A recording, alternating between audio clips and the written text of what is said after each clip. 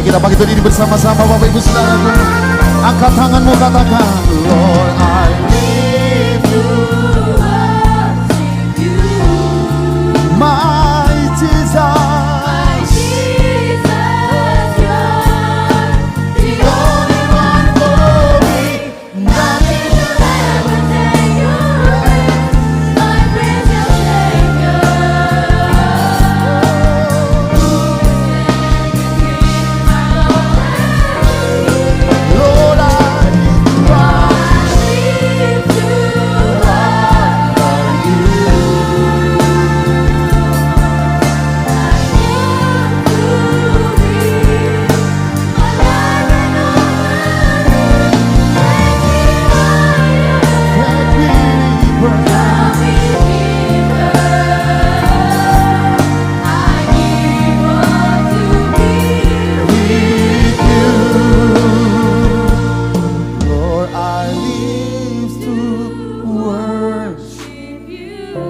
Jemaat saja angkat suaramu, katakan, Jesus, you're the only one for me. Nothing will ever take your place, my precious Savior. Who can stand between my Lord and me? Angkat tanganmu tinggi-tinggi.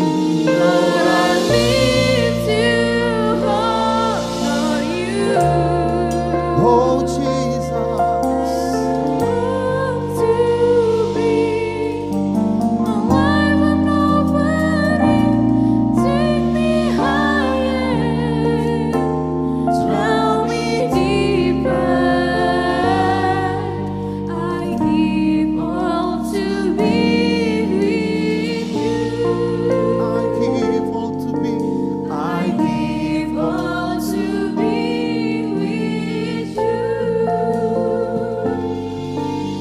Bapak, terima kasih buat hari ini. Bersyukur buat Tuhan baik.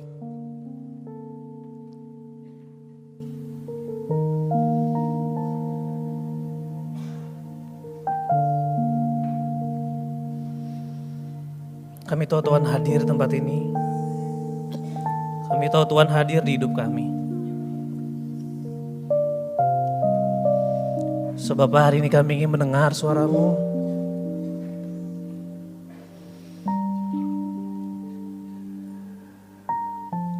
Kami rindu mengenal hati-Mu.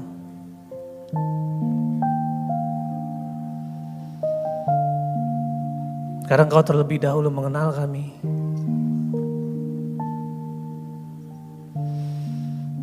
Bahkan Engkau tahu persis sesuatu yang tersembunyi di hidup kami. Tapi Engkau tak pandang hina, Tuhan. Mungkin orang di kiri kanan kami gak tahu dosa yang kami lakukan tersembunyi. Tapi Engkau tahu. But yet still you love us. So Father, we ask you tonight. Kami minta hadirat-Mu Bapa. Pulihkan hati kami. Supaya kami bisa bangkit dan bersinar. Kami tahu kami bukan korban. Yesus sudah jadi korban supaya kami bisa jadi lebih pemenang. Yesus mati sebagai orang berdosa supaya kami bisa bangkit sebagai orang benar. Yesus mati sebagai kami supaya kami bisa bangkit sebagai Engkau. So Bapak, terima kasih, kami bersyukur bahwa Tuhan begitu mengasihi kami. Terima kasih buat adanya hari ini. Itu bukti bahwa Tuhan masih percaya sama kami. Itu kenapa kami ada di tempat ini, kami bisa datang ke tempat ini. Karena Tuhan sayang, Tuhan peduli.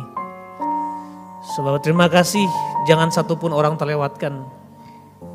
Biar benar-benar Tuhan jamah kami semua, agar benar-benar kami bisa menjadi pengubah-pengubah dunia. Sebab terima kasih ini kami, di dalam nama Yesus semua yang bersuka cita sama-sama katakan amin. Tepuk tangan buat Tuhan kita yang luar biasa. Haleluya.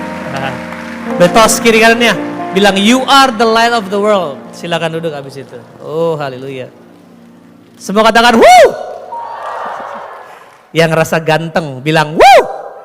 Siap. Yang rasa cantik bilang woo.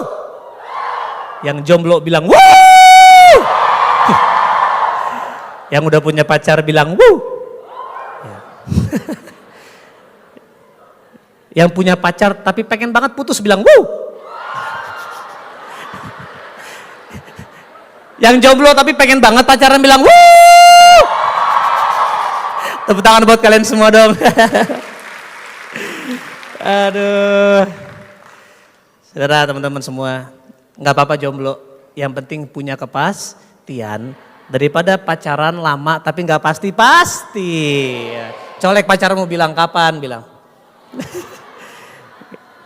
Teman-teman boleh lah tepuk tangan buat tim PW, buat panitia, buat tadi drama keren banget. Tepuk tangan buat tante dong tadi, tante. Puji Tuhan, Maria menjadi mama Yesus. Kalau sampai tante jadi mama Yesus, Yesus lahir langsung diubah jadi roti. Atau disangka roh jahat, diusir, dimasukin ke babi nanti. Saudara, bangkitlah dan bersinarlah. Ya, coba kita buka Yesaya 60 ayat 1.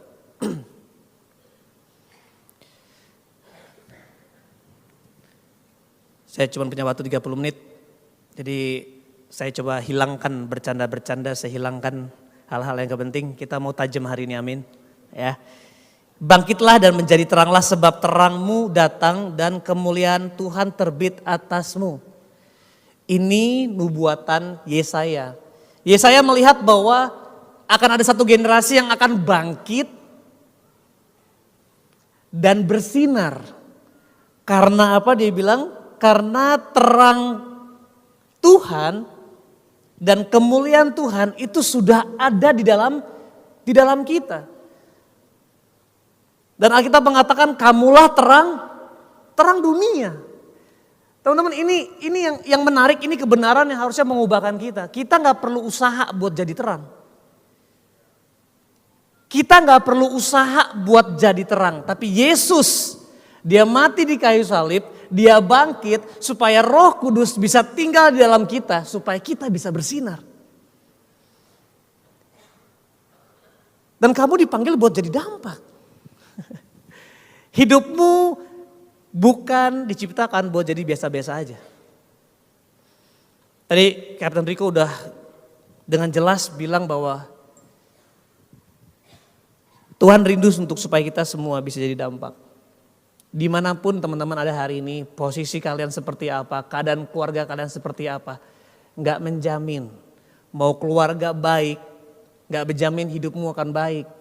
Mau lahir di panti asuhan, mau lahir di keluarga bercerai, gak menjamin hidupmu juga buruk. Saya lahir dari keluarga baik-baik, tapi dalam perjalanannya hidup saya hancur berantakan. Karena bukan masalah orang tuanya siapa, bukan masalah orang tua lengkap atau enggak, masalahnya kalian hidup sama Tuhan apa enggak. It doesn't really matter kamu gereja di mana. Gak masalah orang tua kamu siapa. Gak masalah kamu lahir dengan kelainan apa, dengan keterbatasan apa. Tetapi yang tak terbatas tinggal enggak di hidupmu. Teman-teman, cuma dua pilihannya, kalian mempengaruhi atau kalian dipengaruhi, nggak ada di tengah-tengah, nggak ada namanya diem. Cuma ada mempengaruhi atau dipengaruhi. Saya mau cerita kisah saya sedikit. Saya lahir dari keluarga yang baik-baik, ya. Ini saya kecil, lucu, itu kenapa anak saya lucu-lucu. Yang belum tahu om tante, usia saya 34 tahun, anak saya 4. Yang pertama umur 11 tahun, yang kedua umur 8, yang ketiga umur 3 tahun, yang terakhir umur 1,5 tahun. Karena istri saya gak beranak, istri saya bertelur. Jadi cepet. Teman-teman, saya tahu saya dilahirkan dari keluarga yang begitu baik, tetapi dalam perjalanannya saya gak tahu saya siapa, sama kayak tadi Didi. Dia nggak tahu dia siapa. Teman-teman, kalau kamu nggak tahu kamu siapa, kamu nggak akan ngerti apa tujuan kamu hidup. Kalau kamu nggak punya tujuan hidup, hidupmu pasti sembarangan. Itu kenapa saya nggak tahu saya siapa. Saya pikir saya cuma orang Batak yang dilahirkan di Jakarta oleh keluarga yang baik-baik dan keluarga yang menyekolahkan saya. Dan saya pikir hidup ini tentang sekolah, hidup ini tentang bertahan hidup ini tentang membuat kehidupan, to make a living, just to survive. No, God didn't die at the cross so you can have an ordinary life. Yesus nggak mati di kayu salib. Dia mati secara luar biasa supaya hidup kita nggak biasa-biasa aja. Yesus mati secara luar biasa supaya hidup kita bisa luar biasa. Tetapi iblis berusaha tutupin mata kita supaya kita nggak tahu kita siapa.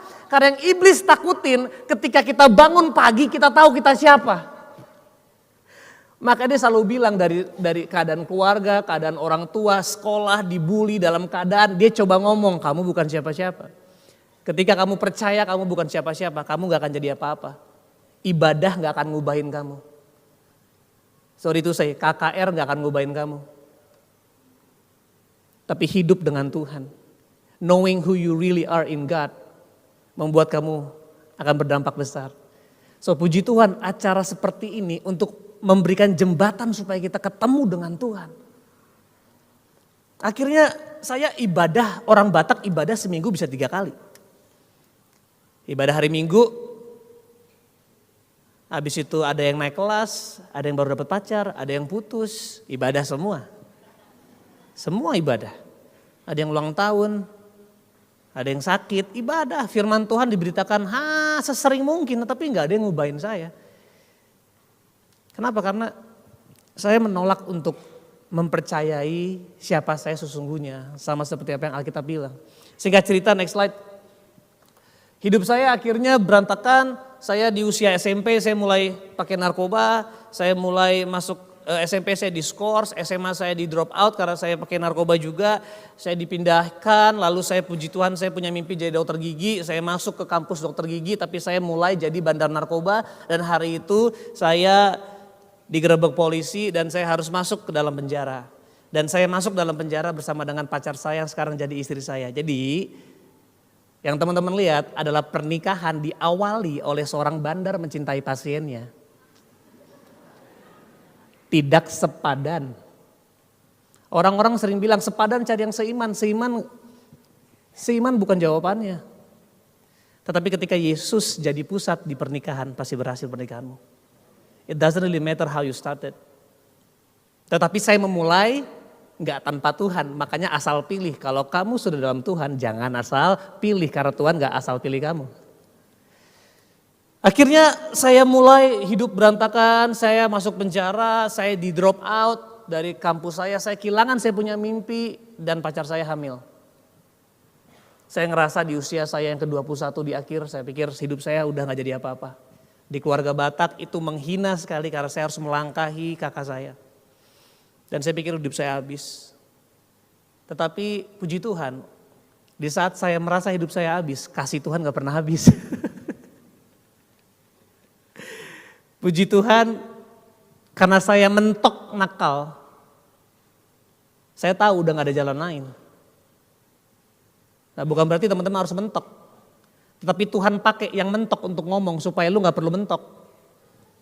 Jadi kalau yang mentok udah bilang jangan, kalian masih mentok berarti bodoh.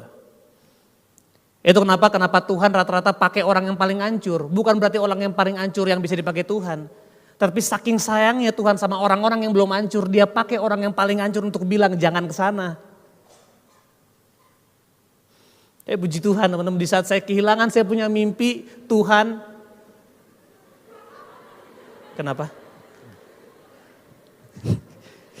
Di saat saya kehilangan mimpi, di situ saya sadari bahwa Tuhan gak pernah kehilangan mimpinya buat setiap kita. Ya saya akhirnya di tahun 2007, boleh next slide, saya bertobat, saya bertemu dengan Tuhan dan saya ngerasain sebuah damai sejahtera yang gak bisa. Di sini siapa yang pernah pakai ganja? Oke, yang gak ngaku angkat tangan. Teman-teman, ganja itu bisa bikin happy tapi sementara. Ecstasy bisa bikin kamu bergairah tapi sementara. Seks bebas bisa membuat kamu ngerasa dicintai tapi selamanya kamu ngerasa hina. Semua itu sementara dan saya bisa bilang semua dosa, maaf ya Pak Pendeta, saya bisa bilang semua dosa itu enak. Yang bilang gak enak ya belum pernah jatuh aja. Tapi saya bilang Yesus jauh lebih enak. Makanya kalau teman-teman menjauhi dosa dengan cara ibadah tanpa ketemu dengan pribadi Tuhan yang adalah terang, saudara akan selalu kembali ke dosa. Karena kita gak bisa menjauhi dosa. Kalau kita menjauhi dosa, dosa selalu punya cara untuk mengetuk pintu di rumah kita. Tapi kalau kita mendekat ke terang, di mana ada terang, gelap pasti pergi. Kuncinya bukan gak berdosa, kuncinya berjumpa dengan Yesus. Kalau kita berjempu lagi ya, makanya jangan pakai narkoba ya. Kalau kita berjumpa dengan Yesus, terang akan muncul dan gelap pasti akan pergi. Jadi saya pikir saya bukan siapa-siapa dan karena memang kita bukanlah pecundang. Kita bukanlah pecundang tetapi dunia berusaha membuktikan demikian. Dan kita lebih memilih percaya kepada dunia daripada Tuhan yang menciptakan kita. Tapi ketika saya mendengar, gak hanya mendengar firman Tuhan, saya benar-benar mencari Tuhan. Kalau saudara cari mujizat, kamu akan dapat mujizat, tapi mungkin kamu akan kehilangan pribadinya. Kalau kamu sekedar cari kesembuhan, kamu mungkin dapatin kesembuhan. Tapi masalah datang, kamu tinggalin Tuhan. Tapi kalau kamu ketemu pribadinya, kamu miliki segalanya. Jangan cari mujizat, karena kamulah mujizatnya. Kalau kamu ketemu Tuhan, kamu bukan sekedar terima jawaban doa, kamu jadi jawaban doa buat keluargamu. Kalau kamu ketemu pribadi Tuhan, kamu akan jadi mujizat bagi banyak orang. Jujur, ini kisah dari seseorang yang gak suka Tuhan, benci Tuhan, ngata-ngatain Tuhan. Tapi Tuhan pakai dan saya merasakan bahwa Tuhan is so real. Dia pulihin identitas saya, dia pulihin semua di hidup saya. Dan Tuhan gak suka sekedar kita selamat dari dosa. Tuhan suka, dia angkat kita kayak Caprico. Dia angkat hidupnya sehingga satu dunia lihat bahwa Tuhan nyata hanya karena hidup satu orang yang terbatas. Keterbatasanmu tidak membatasi kuasa Tuhan untuk bekerja di hidupmu. Tetapi the way you believe, bagaimana kita percaya itu menghalangi. Orang tuamu gak bisa menghalangi masa depanmu. Gak bisa. Kalau Tuhan buka pintu, gak ada yang bisa tutup. Tante pun gak bisa. Teman-teman, akhirnya saya mulai melayani. Terus tiba-tiba Tuhan mulai promosikan. Saya pertama kali, boleh next slide.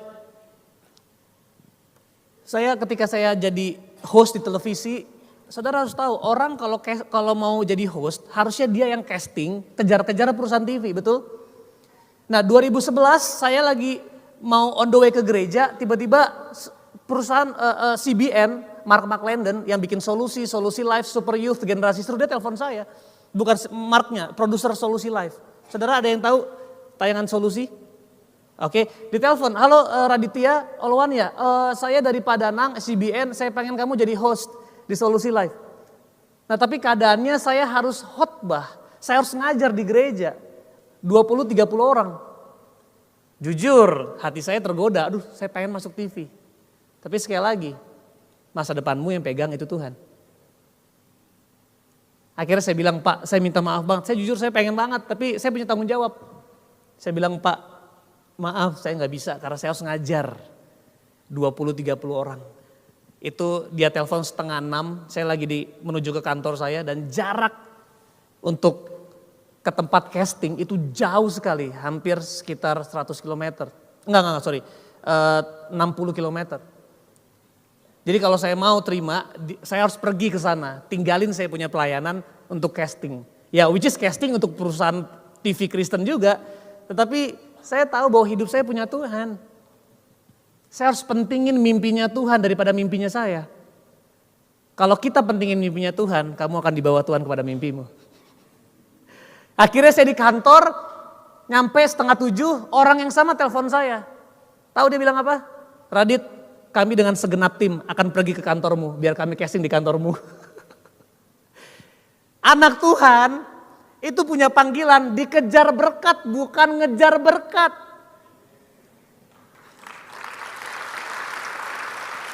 Puji Tuhan sampai hari ini saya melayani di televisi dan itu benar-benar kayak saya dikejar-kejar.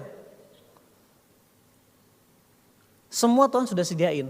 Masalahnya kamu mau bangkit gak untuk hidupi panggilanmu di hadapan Tuhan. Dan puji Tuhan hari ini saya dipercayakan sebuah pelayanan. Saya sebagai gembala senior di sebuah gereja, memimpin gereja anak muda, kami baru merintis 2,5 tahun. Yang mungkin saudara beberapa kenal, nama gerejanya adalah Muda, singkatannya Menjadi Utuh dan Asli. Kami menerima banyak anak-anak yang pakai narkoba, usher kami, host kami tatoan sampai sini. Shalom, ini gereja apa klub kan? Tindikan di sana sini. Kami tangkap mereka, kami punya komsel di Taman Suropati. Mereka komsel, awal kami jangkau, mereka kumpul sambil ngerokok. Nangis. Tuhan bisa hadir di mana-mana.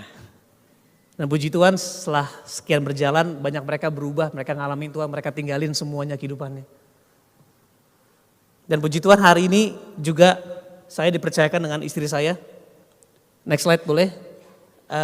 Melalui istri saya sebenarnya, teman-teman mungkin pernah dengar anak saya yang keempat kelainan, lahir dengan keadaan cacat, divonis usia cuma 3 bulan, kelainan di mana-mana, tapi puji Tuhan yang tadi divonis 3 bulan hari ini umurnya sudah 1 tahun 8 bulan. Memang masih terlambat ya, anak-anak seusia dia sudah bisa jalan, udah bisa lari. Ziona baru belajar duduk. Mungkin kamu lahir seperti Ziona, banyak keadaan yang cacat. Mungkin kamu terlambat, tapi bukan berarti kemuliaan Tuhan gak bisa hadir di hidupmu. Melalui Ziona hari ini kami dipercayakan menjadi duta besar penyakit langka Indonesia. Tepuk tangan buat Tuhan.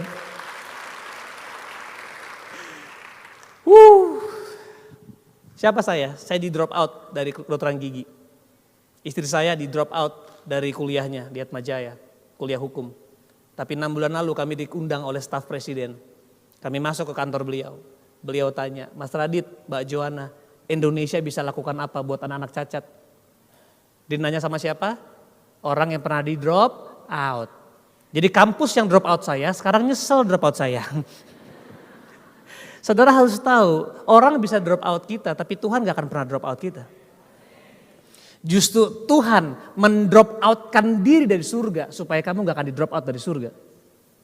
Dia tinggalin surga, supaya kita bisa masuk surga, bahkan supaya surga bisa tinggal di dunia melalui saudara dan saya. Dan puji Tuhan teman-teman, makanya hari ini kamu dipanggil untuk menjadi terang. Kamu dipanggil untuk hidup jadi berkat buat orang. Mungkin kamu gak bisa rubah seluruh dunia, tapi kamu bisa ubah dunia satu orang. You can change the world of one person. Ketika saya buang hidup saya mulai nih Tuhan, malah saya dapatkan hidup saya lebih dari apa yang saya bayangkan. Bahkan sekarang saya diundang ke kampus yang drop out saya untuk kasih seminar, puji Tuhan saudara. Tuhan kadang-kadang lucu, enggak, dia selalu lucu saudara. Ya, kitanya yang enggak lucu saudara. Kitanya yang nyebelin. Saudara, ada beberapa alasan kenapa kita enggak mau jawab panggilan Tuhan. Yang pertama ini, kita bilang belum waktunya. Dipanggil Tuhan kita bilang belum waktunya. Emang pacaran udah waktunya. Emang seks bebas udah waktunya. Ketika kita untuk keuntungan diri sendiri kita bilang ini waktunya. Ketika dipanggil Tuhan, belum waktunya. Pastor Kristo pernah bilang, Tuhan selalu di pihak kita, tetapi waktu tidak di pihak kita. Kita gak pernah tahu kita kapan dipanggil Tuhan. Makanya selama kita masih hidup, itu artinya Tuhan masih menunggu kita untuk menjawab panggilan Tuhan. Kamu boleh lahir di tempat yang kumuh, tapi kamu diciptakan itu lebih mahal dari emas. Jadi jangan jual murah, sekedar hidup buat diri sendiri. Kaya buat diri sendiri, terkenal buat diri sendiri, kamu dipanggil untuk jadi terang dunia. Kalibermu dunia. Belum waktunya, tapi kita lihat Yeremia 1 ayat 5. Sebelum aku membentuk engkau dalam rahim ibumu, aku telah mengenal engkau dan sebelum engkau keluar dari kandungan, aku telah menguduskan engkau, aku telah menetapkan engkau menjadi nabi bagi bangsa-bangsa. Kapan waktunya? Ketika Tuhan menciptakan kamu, ketika kamu di kandungan ibumu, itu sudah waktunya kamu menjadi terang. Ziona belum bisa ngomong, tapi sejak di dalam kandungan dia keluar, dia sudah jadi berkat buat banyak orang. Padahal lahir dengan kelainan, kecacatan dan sebagainya. Saudara, saya pernah baca di headline harian Kompas tanggal 28 September, judulnya seperti ini. Headline harian Kompas bertajuk Bandar lakukan regenerasi pecandu. Sasarannya anak usia TK dan SD Diberitakan bahwa saat ini bandar membagikan narkoba gratis kepada anak-anak. Bandar mengalokasikan 10%, ternyata bandar mengerti perpuluhan juga.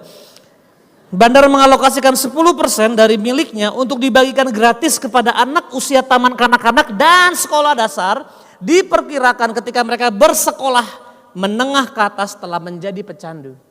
Iblis bekerja sejak anak-anak masih kecil. Kita mau dipanggil Tuhan, tunggu kalau punya uang dulu. Tunggu punya pekerjaan dulu. Belum waktunya pastor, no. Sejak di dalam kandungan Tuhan telah menetapkan engkau untuk jadi bangsa-bangsa. Justru kehadiranmu di dunia itulah waktunya untuk kamu jadi terang. Saya ada kesaksian, ada foto, next slide. Ini foto anak saya. Kami bikin sekolah namanya Supernatural Kids Academy. Kami mengajar anak-anak usia 3 tahun sampai umur 8-9 tahun untuk berdoa menyembah Tuhan, belajar dengar suara Tuhan. Anak saya yang umur sekarang si Zera, waktu ikut sekolah ini dia belum bisa baca, masih umur 4 tahun. Tapi kami ajak dia untuk duduk di situ, kita nyembah Tuhan, lalu kita bilang, ayo anak-anak angkat tanganmu. Yuk tutup matanya, coba apa yang kamu lihat, apa yang kamu dengar, Tuhan sedang bicara sama kamu, gambar di situ. Mereka gambar hal-hal yang luar biasa. Kami cuma jadi jembatan untuk mereka bisa ketemu Tuhan. Dan ketika mereka ketemu Tuhan, secara anak kecil, kami yang belajar dari mereka. Mereka doain orang, luar biasa. Umur 3 tahun, Lord Jesus. Umur 4 tahun, Lord Jesus, bless her, amin. Satu waktu kami habis ibadah, kami ajak anak saya umur 4 tahun, Zeraya bersama dengan temannya namanya Gerald ke ruangan hospitality. Saya bilang, ayo anak-anak kita masuk ke ruangan hospitality. Saya tanya, Bapak Ibu adakah yang sakit di sini? Anak-anak kecil mau berdoa. Ingat anak kecil, Roh Kudusnya bukan anak kecil. Roh Kudus anak-anak sama Roh Kudus kita sama aja. Roh kita sudah sempurna bahkan tak terbatas. Tapi jiwa kita perlu diperbaharui setiap hari. Oke, ada satu ibu yang baru operasi kanker di payudara dan dia mengalami freckle setelah operasi jadi basah, kayak infeksi gitu. Habis operasi, pasca operasi ada masalah. Lalu saya bilang, oh Zera yuk coba doain. Hei Zera, ingat Zera belum bisa baca. Dia cuma percaya apa yang bapaknya bilang bahwa kamu bisa doain orang sakit. Kamu adalah terang dunia. Akhirnya dia pegang, tante sakit di mana? Di sini. Dia peganglah bagian itu dan dia berdoa seperti ini. Lord Jesus, bless her tete in Jesus name. Saya bilang mati saya, ketahuan saya ngajarin gitu. Ketahuan. Maaf ya, saya harus jujur. Saudara tahu apa yang terjadi? Ibu ini bukan orang yang percaya tentang kesembuhan. Dia datang ke gereja saya karena ada adiknya yang kerja di situ. Lalu dia pulang ke rumah. Dia WhatsApp di perjalanan, soal di perjalanan dia bilang, ketika anak-anak doain saya ngerasa ada api saya rasain. Sampai ke rumah dibuka, itu freckles-nya hilang total. Woo! Come on! Itu anak kecil belum bisa baca Alkitab, sekedar percaya apa yang bapaknya bilang. Kalau kamu percaya apa yang Alkitab bilang tentang kamu, you will change, you will shine. Satu waktu, next slide. Ada satu, ini yang baju putih sebelah kanan, ini Atioso. Beliau adalah drummernya Petra Sihombing. Satu waktu kami lagi pergi ke suatu acara, dia lagi main band di sebuah acara, lalu kami jangkau dia. Kami bilang, yuk. Pelayanan di tempat gue. Kak gue masih berdosa. Justru ini waktunya yang tepat untuk melayani. Akhirnya dia mulai melayani. Mereka mulai melayani dan sebagainya. Setiap kali abis main, biasa kan kalau udah khotbah dia ke tangga darurat mereka ngerokok. Kebiasaan yang buruk. Tapi bagaimana Yesus menjangkau kita dengan menerima dan mempercayakan. Begitu juga kita harus menjangkau orang. Kami percayakan. Lalu satu waktu, next slide, ya kehidupannya semakin buruk, kami dengar, wih gila si Oyo mabuk. Aduh gimana nih ya, gak enak banget kan pelayan masa. Ya kami cuma ajar, kami didik secara halus. Lalu satu waktu, next slide, dia terkena penyakit. Next slide boleh. Oyo terkena penyakit autoimun yang dimana trombosit normal tuh kalau nggak salah 150 ribu, beliau cuma 3 ribu. Dia keluar darah dari hidung, dari mulut. dan sebagainya. Dan dia mengalami pengeroposan tulang dan dia divonis harus minum obat seumur hidup. Dan dia bilang, dok kalau saya stop obatnya gimana? Ya beberapa lama lalu teman kamu yang sama kayak kamu dia stop obatnya, dia perempuan dan dia meninggal. Akhirnya Oyo karena dia seorang musisi dia bilang, aduh tapi saya gak bertahan di sini. Akhirnya dia tanda tangan surat di rumah sakit menandakan bahwa saya akan keluar dari rumah sakit dan saya tanggung jawab. Akhirnya dia keluar tetap melayani. Ya, akhirnya mulai biasa mentok, hidupnya berubah. Dia mulai gak ini gak itu, gak mabuk, gak ngerokok. Dia tetap melayani tapi tangannya sakit. Boleh next slide. Tangannya sakit banget karena pengeroposan dan pengeroposan itu gak bisa sembuh. Tulangnya gak bisa tumbuh kembali. Nah dia main di acara anak-anak tadi. Anak-anak kecil dia main. Selesai dia main dia duduk di depan, saya panggil, ayo duduk depan yuk, anak-anak mau berdoa. Saya cerita, anak kecil ini. Dia berdoa, Lord Jesus bless Om Oyo, kasihan Om Oyo sakit, supaya tulang-tulangnya sembuh. Saudara, setelah itu 4 hari kemudian, Oyo datang ke rumah sakit, dicek tulangnya sempurna tanpa kropos.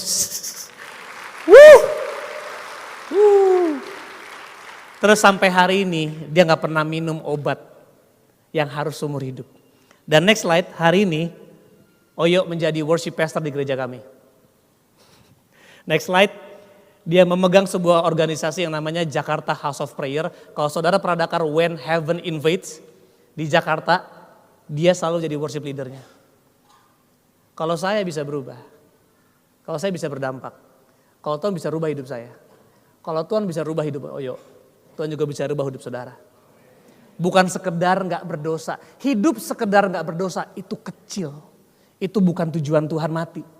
Tujuan Tuhan mati dia mengalahkan dosa supaya kita bisa jadi terang buat dunia. Kita bisa bagi hidup buat banyak orang, kita menjangkau orang. Itu kenapa belum siap. Enggak, anak-anak kecil udah bisa jadi berkat teman-teman. Tapi you need to open your heart, dia gak akan paksa. Makanya Wahyu 3 ayat 20 dia bilang, lihat aku berdiri di muka pintu dan mengetuk. Jikalau ada orang yang mendengar suaraku dan membukakan pintu, aku akan masuk untuk mendapatkannya. Saudara berharap Tuhan akan gebrak pintu saudara? Tuhan mati dengan sukarela. Dia gak mau saudara melayani dia dengan paksa. Itu kenapa Yesus mati. Gak ada orang yang mencabut nyawaku, tapi aku menyerahkannya dengan sukarela. Kenapa? Supaya saudara bisa melayani Tuhan. Menjawab panggilan saudara dengan sukarela.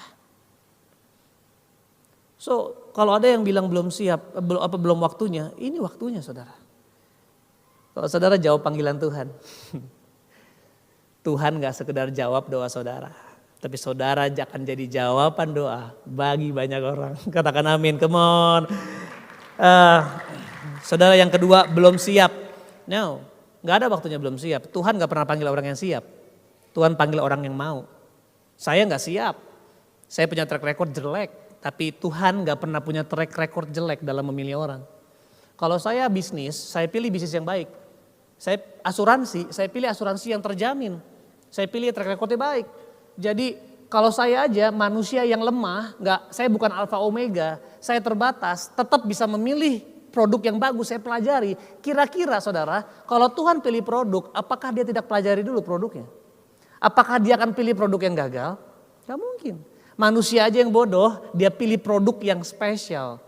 Dan Tuhan, dia pilih saudara karena dia tahu masa depan saudara seperti apa. Dia mati buat saudara just because he believe in you. Kalau Tuhan percaya sama saudara, kenapa saudara gak percaya sama diri saudara sendiri? Itu kenapa iblis, dunia berusaha meyakinkan bahwa saudara bukan siapa-siapa. Tetapi hari ini Tuhan mau bilang, I called you by your name. I trust you, I believe in you. Kalau enggak, Yesus gak mungkin mati.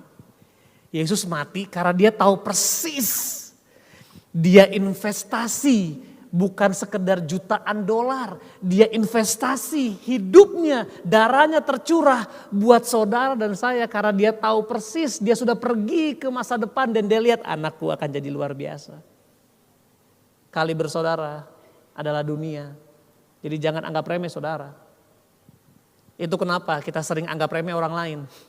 Karena kita juga anggap remeh diri kita sendiri. Dan yang terakhir saudara, yang pertama bilang belum waktunya, yang kedua belum siap, yang terakhir belum tahu. Tapi hari ini saudara sudah tahu bahwa saudara dipanggil untuk menjadi terang dunia. Saya tutup dengan ini, saya boleh panggil main piano. Matius 11 ayat 11 mengatakan, aku berkata kepadamu. Matius 11 ayat 11. Aku berkata kepadamu, sesungguhnya di antara mereka yang dilahirkan oleh perempuan tidak pernah tampil seorang yang lebih besar dari siapa? Yohanes Pembaptis. Dia bilang bahwa dari zaman dulu sampai zaman itu gak ada orang yang lebih besar dari Yohanes Pembaptis. Artinya Musa membelah laut, keren. Gideon hanya dengan 300 pasukan mengalahkan musuhnya yang seperti pasir di lautan. Elia dia bisa panggil api dari surga. Samuel cuman menyembah, lalu musuh terkocar-kacir. Daud lawan Goliat dengan ketapel. Daniel masuk kandang singa nggak mati. Sadrak, Misak, Abednego ditimpakan ke api tapi nggak ada tubuhnya, kaosnya, bajunya yang terbakar. Tapi dia bilang semua itu gak ada yang luar biasa. Seluar biasa siapa? Yohanes Pembaptis. Kenapa? Karena mereka gak pernah ketemu Yesus.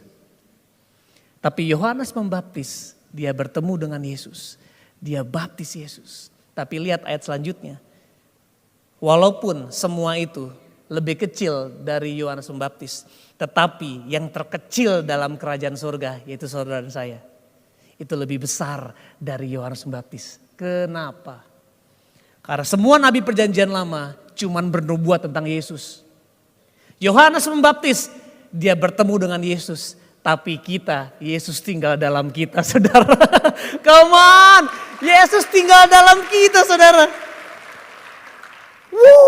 Itu kenapa Yohanes 14 ayat 12. Aku berkata kepadamu sesungguhnya barang siapa percaya kepadaku. Ia akan melakukan juga pekerjaan-pekerjaan yang aku lakukan. Bahkan pekerjaan yang lebih besar saudara. Saudara ironis, yang paling ironis itu bukanlah ketika kita datang ke Tuhan. Lalu Tuhan menolak kita.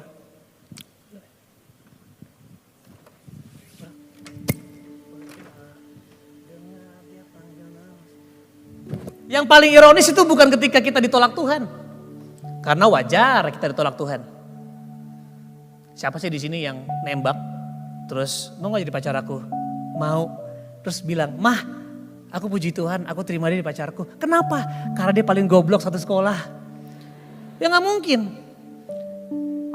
Kenapa kamu terima dia? Karena dia di sekolah dapat nominasi paling jelek mah. Lu pasti akan mau terima yang terbaik, betul?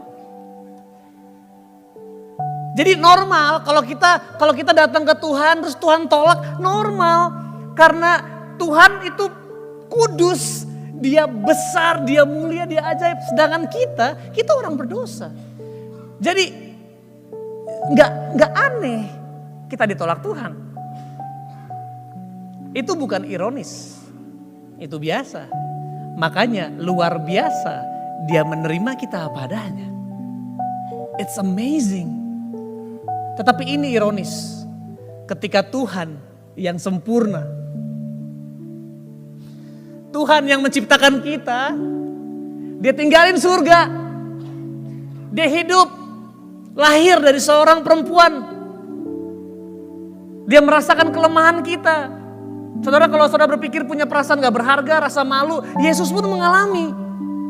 Dia bilang dia bukan imam besar yang gak mengalami penderitaannya. Dia mengalami, bahkan dia menerima dosa satu dunia. Makanya dia berpeluh darah, dia tahu dia akan terpisah dari Bapa. Dia korbanin hubungannya dengan Bapa. Bahkan ketika dia mau ke salib, dia bilang dia menanggung rasa malu. Tapi dia mengabaikannya demi sukacita yang Bapa sediakan. Siapa sukacitanya? Kita. Siapa kita? Orang berdosa. Dia rela hidup sebagai manusia biasa, bahkan mati di kayu salib. Jadi yang ironis teman-teman, bukan ketika kita ditolak Tuhan. Tapi ketika dia yang sempurna, terus dia bilang, hey, I love you. Do you love me? Terus kita bilang, no, I don't love you. Ketika saudara bilang, Tuhan aku gak mau jawab panggilanmu. Sama aja kayak bilang, Tuhan kematianmu, aku gak mau. Itu kenapa saudara hari ini, saya kalau menyembah Tuhan saya gak bisa berhenti nangis. Karena saya tahu saya orang berdosa. Saya tahu saya gak layak. Ketika saya jadi pendeta saya pernah jatuh. Saya gak setia jadi pendeta, saya pernah hidup dalam kepalsuan. Tetapi dia gak pernah tolak saya. Dia terus tuntun saya sampai akhirnya saya lepas dari semua dosa-dosa.